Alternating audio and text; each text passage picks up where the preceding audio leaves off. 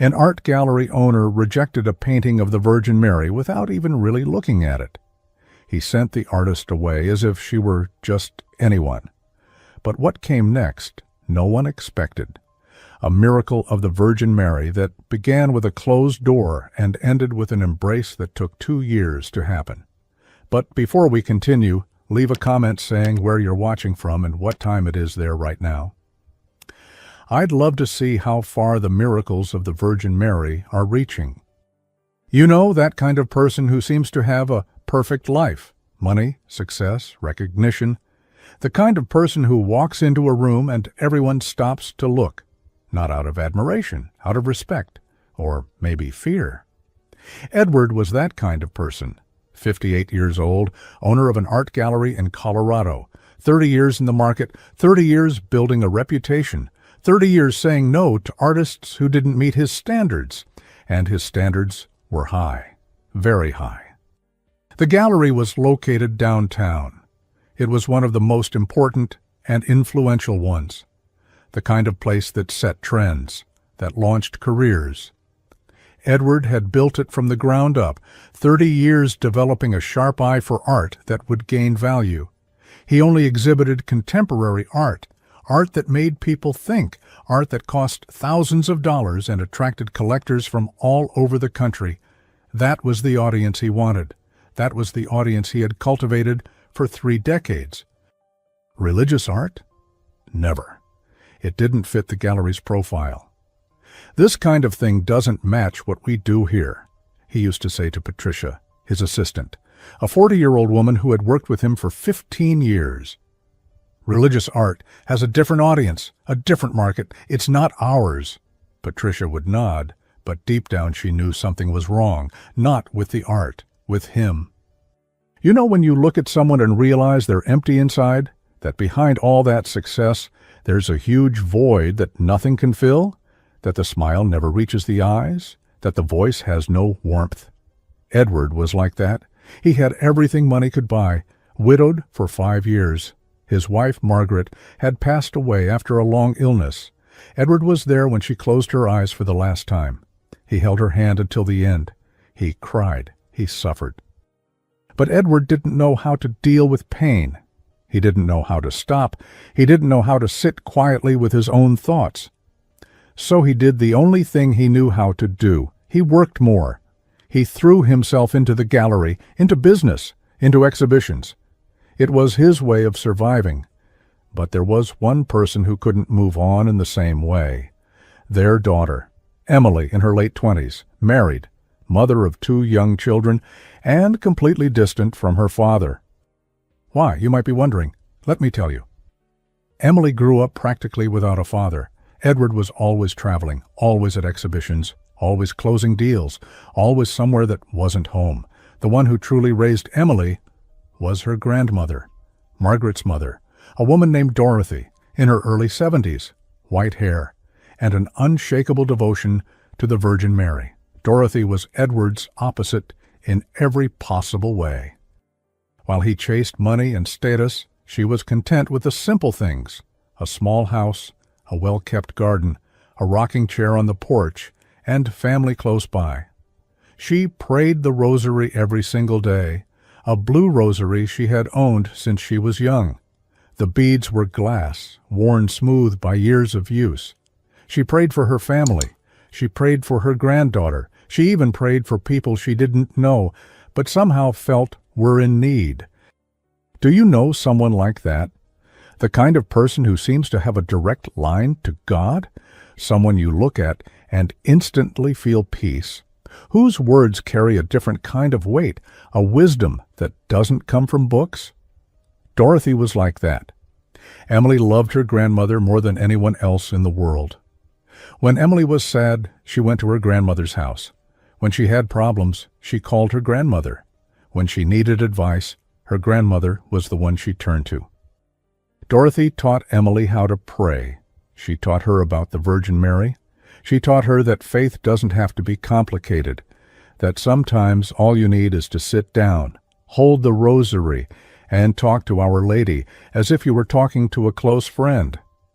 And when Dorothy passed away 3 years ago, Emily was devastated. She needed her father. She needed support. She needed someone to hold her hand and tell her everything was going to be okay. But where was Edward on the day of his mother-in-law's funeral? In Paris, at a modern art exhibition. He had planned the trip months in advance. Canceling would have meant losing important connections, losing opportunities that wouldn't come back. He sent flowers. He sent a card. But he didn't show up. Emily never forgave him. But it wasn't just that. It wasn't only the funeral. 2 years earlier, Emily graduated from college. She was so proud, so happy. She wanted her father there to see it. Where was Edward? In New York, representing the gallery at an important fair. His presence was essential, they said. He couldn't send anyone else. He sent a gift. He sent a card. But he didn't show up. And when the first grandchild was born, when Emily gave birth to a beautiful baby boy weighing 7.5 pounds, Edward was in London, finalizing the purchase of a collection he had been negotiating for 2 years. A once-in-a-lifetime opportunity. He sent flowers. He sent a card. But he didn't show up. You're starting to notice the pattern, right? The gallery was always the priority. Always. Family came second, third, fourth, fifth. And 2 years ago, after her grandmother's funeral, Emily made a decision. She cut her father out of her life. Completely. She stopped replying to messages, stopped answering calls. At first, Edward was surprised. He tried to reach out a few times, but he gave up pretty quickly. He had work to do. He had the gallery to run. He had deals to close. His life went on, just like always, until that Tuesday in the fall. The day started like any other. Edward arrived at the gallery at 8 in the morning, had a black coffee, checked his emails, replied to a few messages, reviewed proposals from artists. Most of the proposals went straight to the trash, like always. Around 10 in the morning, Patricia, his assistant, stepped into the office with a strange look on her face. "There's an older woman outside asking to speak with you," Patricia said. "Did she schedule an appointment?" Edward asked, without looking up from his computer. "No, she just showed up. With a painting." Edward sighed. He hated when that happened. Artists without appointments showing up with work he hadn't asked to see. A waste of time. "Tell her to leave the portfolio with you. I'll look at it later," he said. "She doesn't have a portfolio, just the painting. And she said she needs to speak with you in person." Edward finally looked up. He noticed Patricia's expression. Something about it felt different. "5 minutes," he said. "Just 5 minutes." Patricia nodded and left. A few moments later, the door opened again, and there she was. A small, elderly woman, gray hair pulled back into a bun, simple clothes, worn shoes. She was holding a painting wrapped in a faded blue cloth. She smiled when she saw Edward. A genuine smile. "Thank you for seeing me," the woman said. Her voice was soft, calm. "My name is Ruth." Edward didn't stand up. He didn't offer his hand. He simply gestured toward the chair across from his desk. "Have a seat. But I need to let you know I don't have much time." Ruth didn't seem offended. She sat down slowly, carefully, placed the painting on her lap. "I won't take much of your time," she said. "I just wanted to show you something I painted." "You're an artist?" Edward asked, already using that tone, the one that assumed the answer wouldn't impress him. "An amateur," Ruth replied. "I never studied formally. I taught myself. But this painting, this one, is special." She began to untie the knot in the cloth. Edward watched. The fabric was old, the kind of thing he would never allow inside his gallery. Ruth finished unwrapping it and turned the painting so he could see it. It was a painting of the Virgin Mary, religious art. "It took me 6 months to paint it," Ruth said, pride in her voice. "It's the work of my life. I wanted it to be exhibited before I leave." Edward didn't ask what she meant by leaving. He didn't want to know. It wasn't his problem. He looked at the painting for less than 5 seconds. He didn't even bother to study the details. He had already made his decision. "Mrs. Ruth," he said, using that polite tone that was really condescending, "I appreciate you coming all this way. But this type of work doesn't fit the profile of my gallery." Ruth didn't seem surprised, but she didn't seem hurt either. "May I ask why?" she said. "Religious art doesn't attract the audience I work with," Edward explained, as if he were explaining basic math to a child. "It's a very specific niche. Commercial, really. It doesn't align with the gallery's concept." Ruth nodded slowly. She looked at the painting resting on her lap. Then she looked at Edward. "All right," she said, wrapping the painting back in the blue cloth. "Maybe it's not time yet." She stood up slowly, reached into her coat pocket and pulled out a card, a simple, homemade card with her name and a phone number written by hand. "If you change your mind," Ruth said, placing the card on Edward's desk, "you can call me." Edward didn't even look at the card. He made a vague gesture with his hand.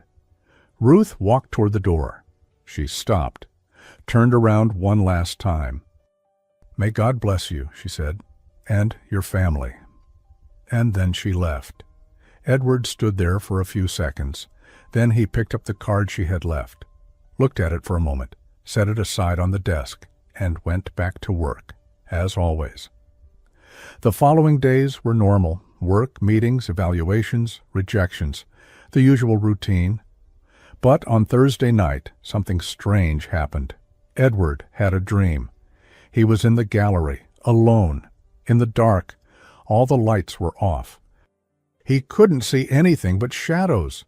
The place he knew so well felt different in the darkness, bigger, colder, emptier. He walked slowly across the marble floor. His footsteps echoed, a lonely sound in the silence. Then, at the far end of the room, a light appeared, soft, bluish, like moonlight but warmer, more welcoming. Edward felt something he couldn't explain, a pull. As if the light were calling to him, he began walking toward it, his steps quicker now, his heart pounding in his chest. When he got closer, he saw a figure, a woman, with her back turned, wearing a blue cloak that reached all the way to the ground. The fabric seemed to glow with a light of its own. She was standing there, completely still, as if she were waiting for him. Edward stopped a few feet away from her. He didn't know what to do. He didn't know what to say. He didn't even know if he could speak. And then the woman turned around, slowly, very slowly, and he saw her face. It was the Virgin Mary. Not like the old paintings, distant and untouchable. This was different. She felt real, present, alive. Her eyes were looking straight at him. And there was no judgment in that look, no accusation. There was sadness, a deep sadness, the sadness of a mother watching her child drift away, as if she knew something he still hadn't understood. Edward wanted to speak, but the words wouldn't come. His mouth opened, but no sound followed. She raised her hand, slowly, gently, and pointed to something behind him. He wanted to turn around to see what it was. He wanted to know what she was showing him. He wanted to understand. But before he could, he woke up. He was sweating. His heart was pounding. His breathing was fast. He looked at the clock.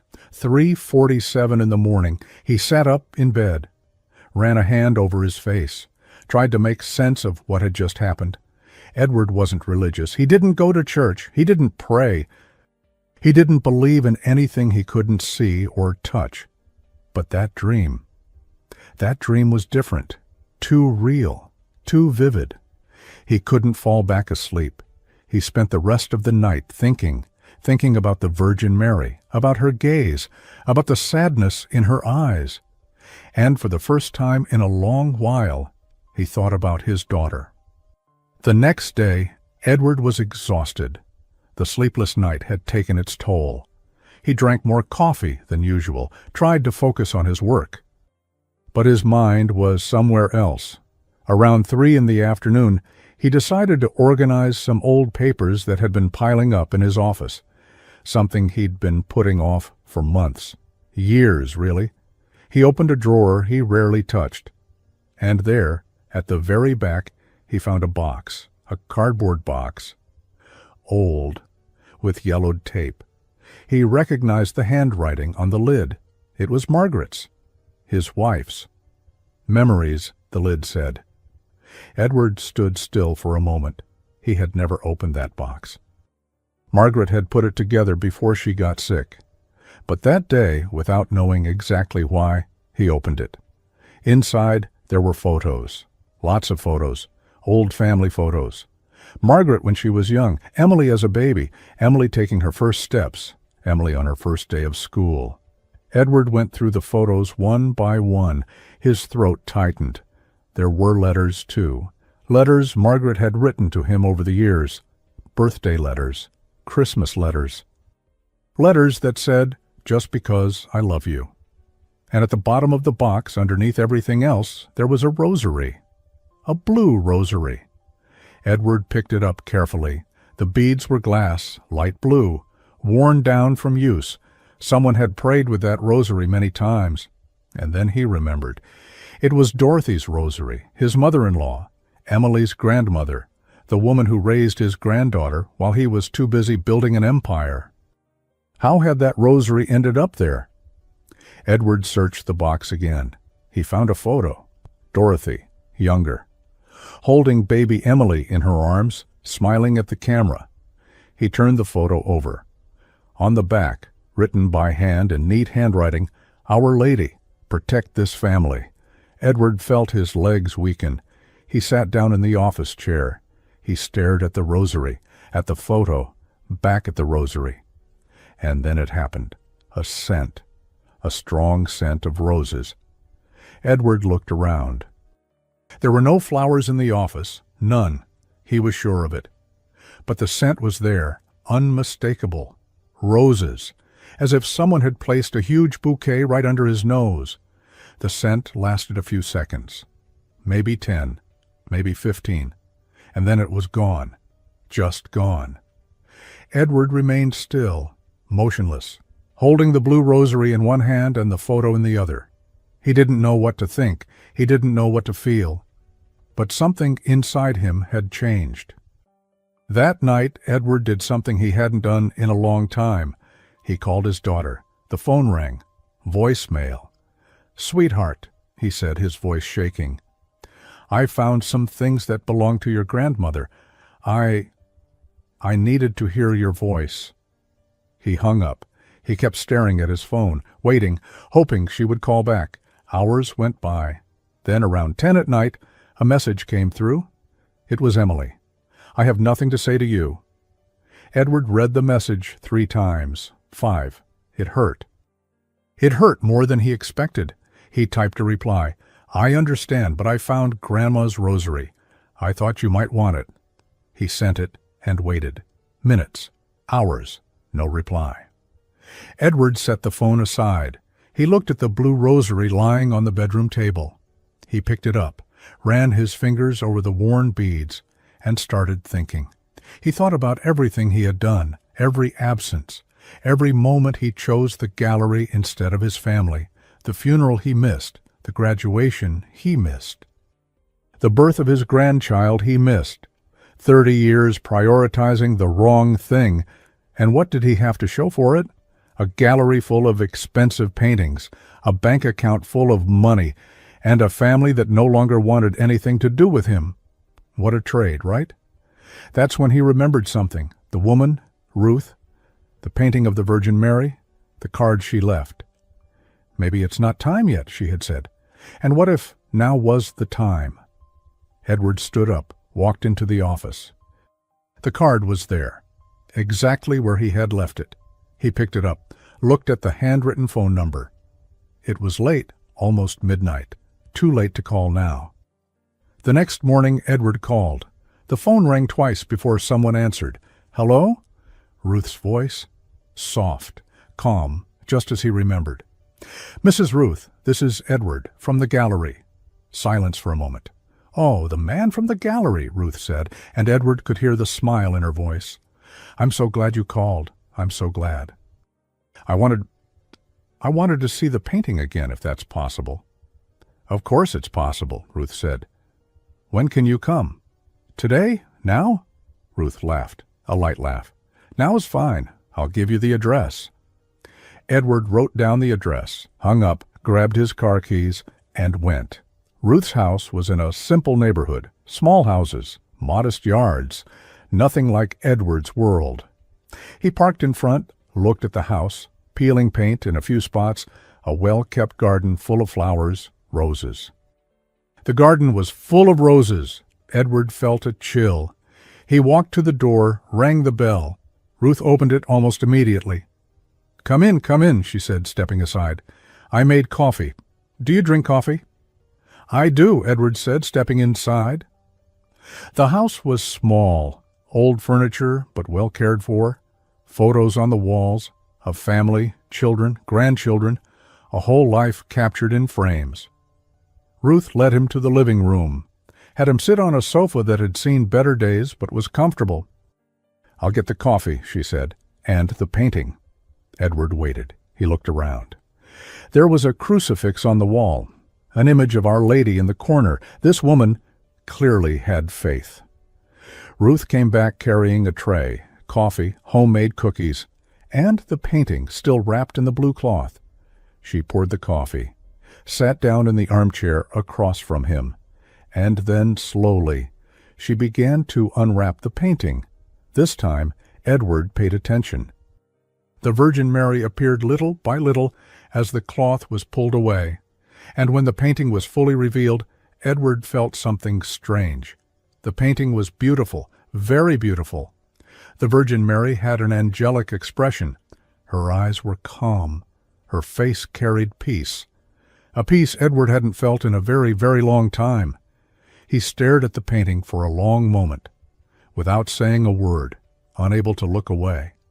Ruth watched him in silence. "You look like someone who hasn't slept in days," she finally said. Edward blinked, looked at her. "Yeah, I've had some rough nights," he admitted. "Health problems?" Ruth asked. "No, family problems." Ruth nodded slowly. "Ah, those are the worst," she said, "because there's no medicine that fixes them." Edward let out a bitter laugh. It was true. The silence stretched for a few seconds. "I almost lost my daughter once," Ruth said. "Not to illness, to stubbornness. Mine." Edward lifted his eyes and looked at her. "I spent years thinking I knew what was best for her," Ruth continued. "I controlled everything, criticized everything, the clothes she wore, the friends she had, the man she chose to marry. I always had an opinion, always something to correct." She paused, took a sip of coffee. "One day she left, said she didn't want to see me anymore, said I was suffocating her, that she needed to live her own life, far away from me." Edward swallowed hard. The story was different from his, but the pain was the same. "How did you reconcile?" he asked. Ruth sighed. "I swallowed my pride," she said. "It took time. 5 years, actually. 5 years chewing on my pride until I could finally swallow it. Then I went to her house, knocked on the door. She opened it, and I said 4 words." "What words?" "I was wrong. Forgive me." Ruth looked at him. "It took me 5 years to be able to say them." Edward felt his eyes burn. "And did she forgive you?" he asked, his voice almost a whisper. "Not right away," Ruth said. "It took time, months. We rebuilt things slowly, carefully, but at least I tried. And trying is already half the journey." Edward fell silent, looked at the painting of the Virgin Mary, looked at Ruth. And then, without knowing exactly why, he began to speak. He told her everything, the trips, the exhibitions, the deals he thought were more important than his family, the wife who passed away while he was thinking about work, the daughter who cut him out of her life, the grandchildren he barely knew, everything. The words poured out like water from a dam that had finally burst. 30 years of mistakes spilled out in minutes. When he finished, he was crying. For the first time in years, Edward was crying. "I thought I was building something important," he said, his voice breaking. but I destroyed the only thing that truly mattered." Ruth stood up, walked over to him, sat beside him on the couch, placed her hand on his shoulder. "Then you know what you need to do," she said. Edward wiped his eyes, looked at her. "And what if it's too late?" Ruth smiled, a smile full of kindness. "And what if it isn't?" Edward spent the entire afternoon at Ruth's house. They talked about many things, about life, about mistakes, about second chances, and about the painting. Ruth explained that she had started painting after her husband passed away. It was a way to deal with the loneliness, a way to find peace. "The Virgin Mary helped me a lot," she said, "with peace, with the feeling that I wasn't alone." Edward listened, and this time he truly listened. When the sun began to set, he made a decision. "I want to exhibit the painting," he said. Ruth looked at him, surprised. "At the gallery?" she asked. "At the gallery, in the best place, the place of honor." Ruth smiled, her eyes filled with tears. "Why did you change your mind?" she asked. Edward thought for a moment. "Because I spent 30 years exhibiting things that mean nothing," he said. "Expensive paintings no one understands, art that doesn't touch anyone. And I look at this painting and I feel peace. For the first time in a very long time, I feel peace. And if I feel that, other people will feel it too." Ruth took his hand. "Thank you," she said. "Thank you for giving it a chance." In the weeks that followed, Edward devoted himself to the exhibition. He personally prepared the space. He personally chose the lighting. He personally placed the painting in the perfect spot. For the first time in years, he didn't delegate. He did everything himself. The artistic community found it strange. Some colleagues openly criticized him. "Has Edward lost his mind?" they said. "Religious art in his gallery?" He didn't care. During the preparations, he thought a lot about his daughter, about what Ruth had said, about swallowing his pride. He decided to try. He wrote a letter, a long letter, telling everything he had discovered: Margaret's box, Dorothy's rosary, the scent of roses, the painting of the Virgin Mary. And he asked for forgiveness, for every absence, for every wrong choice, for every moment he should have been there and wasn't. "If you don't want to come, I understand," he wrote at the end, "but I needed you to know. I was wrong, and I am deeply sorry." He placed the letter inside an envelope, along with the invitation to the exhibition, and along with Dorothy's blue rosary. He sent it to Emily, and he waited. The day of the exhibition arrived. The gallery felt different, less cold, less impersonal. Edward had placed flowers, roses. Their fragrance filled the space.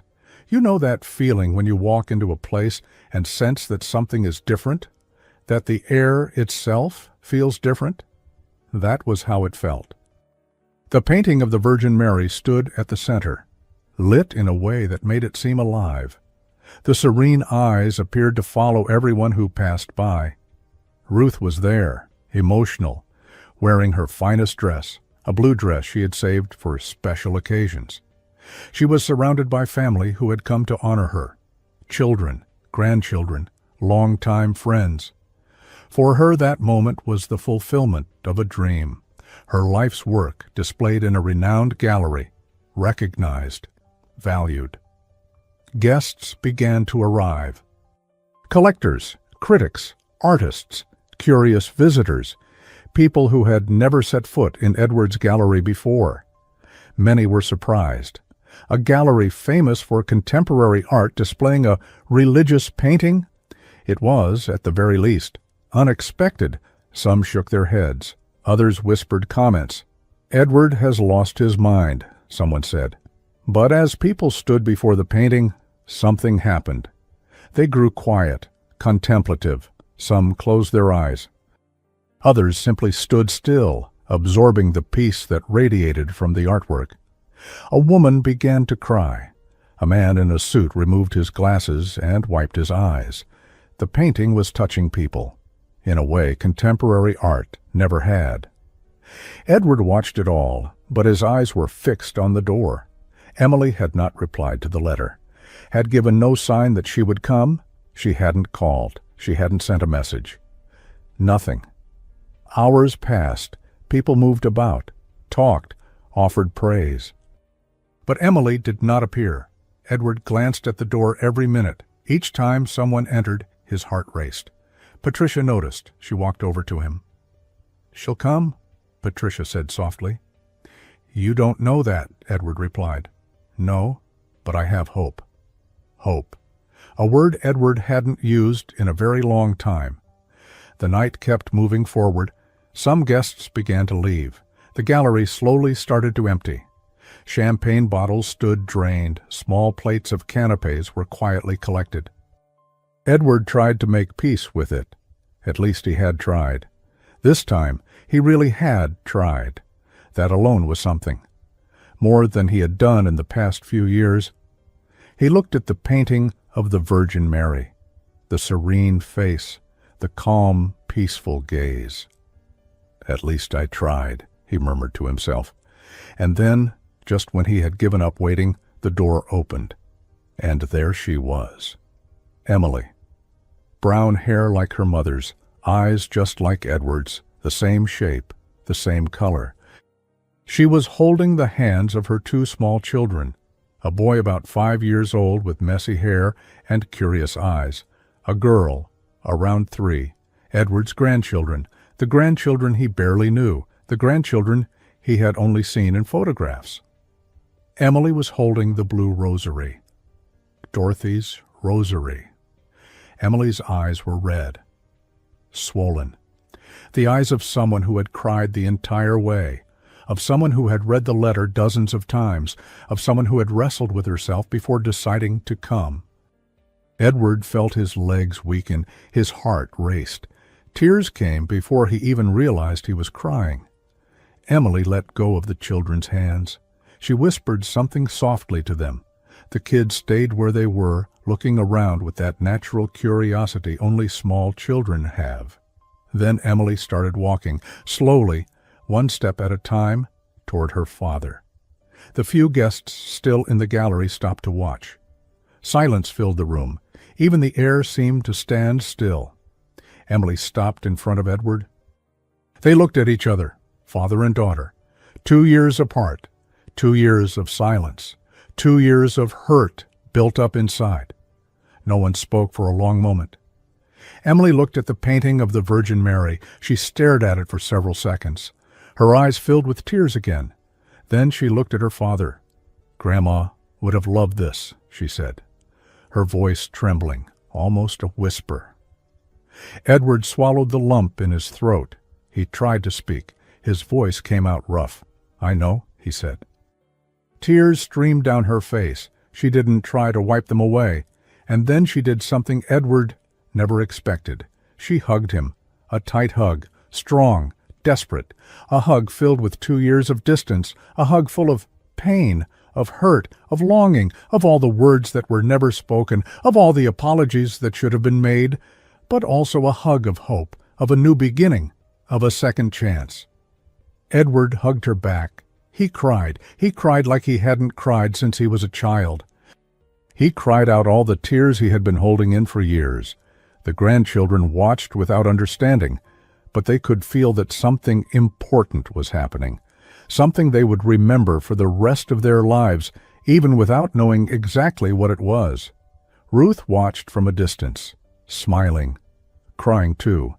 The months that followed were months of rebuilding. Edward and Emily started slowly. A coffee here, a lunch there, long conversations about the past, about the wounds, about what had gone wrong. It wasn't easy. There was a lot of built-up hurt, a lot of pain that needed to be processed, but they tried. Both of them tried. Edward truly got to know his grandchildren. He learned the names of their friends, found out what their favorite foods were, started going to birthdays, school presentations, his grandson's soccer games. For the first time in his life, he was present. The gallery kept operating, but it was no longer the only thing in his life. It was no longer the top priority above everything else. Edward began exhibiting religious art alongside contemporary art.